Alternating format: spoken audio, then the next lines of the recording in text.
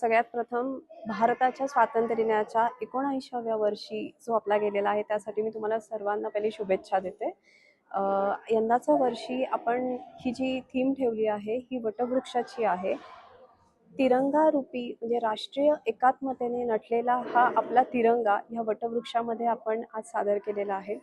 हा वटवृक्ष उभं करण्यासाठी जवळजवळ 1 महिना सगळ्यांचे श्रम आहेत आणि हे श्रम म्हणजे आपल्या सगळ्या विद्यार्थ्यांचे आहेत. या विद्यार्थ्यांमध्ये 3 संस्था याच्यामध्ये आहेत.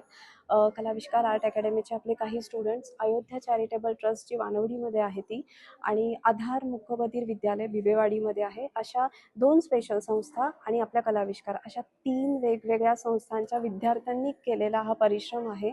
वटवृक्ष जर तुम्ही पाहिला असाल तर त्या वटवृक्षामध्ये आपण इंद्रधनुष्याचे 7 रंग तिरंग्यामध्ये दिलेले आहेत आणि ह्याच्या पारंब्यांना जर तुम्ही बघितलं असाल तर ह्याच्यामध्ये काही जाती संस्कार म्हणजे आपले जे भारत मातेने आपल्याला जिथं कुळ म्हणू शकतो त्या कुळाला जन्म दिलेला आहे, तर त्याच कुळांना आपण आज वटवृक्षाखाली दाखवण्याचा प्रयत्न केलेला आहे. ह्या वटवृक्षाचं वैशिष्ट्य असं आहे की आपला भारत देश हा विविधतेने नटलेला आहे. एकमेव या जगातला असा भारत देश आहे जो संबोधला जातो विविधतेतून एकता. हा मेसेज आपण लहानपणापासून ऐकत आलेलो आहोत आणि हाच मेसेज आपण आज आपल्या कलेतून देण्याचा प्रयत्न केला आहे ह्या सगळ्या कलाकृतीमार्फत. सर, आज तुम्ही जे बघत आहात लंडन बुक ऑफ रेकॉर्ड आपल्याला 15 वर्षानंतर मिळालेला आहे.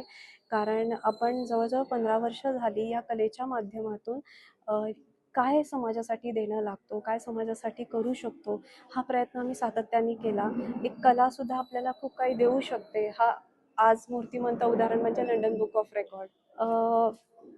संकल्पना सुचायचं कारण म्हणजे विविधतेतून एकता हा आत्ता जगामध्ये बऱ्याच गोष्टी चालल्या आहेत आणि मोठा विषय आहे, पण आपण सगळे भारतीय आहोत हा मेसेज खूप मला महत्त्वाचा वाटतो. कारण इथे कुठलं जात पात धर्म असा मी मानत नाही, पण आपण विविधतेतून एकता साधून आपल्या कलेला आपल्या संस्कारांना आपण कसं बाहेर आणू शकतो आणि त्याच्याने आपला देश कसा घडवू शकतो हे वाटतं आणि त्यातनंच हा एक छोटा कलाकृती सादर करण्याचा प्रयत्न केला आहे.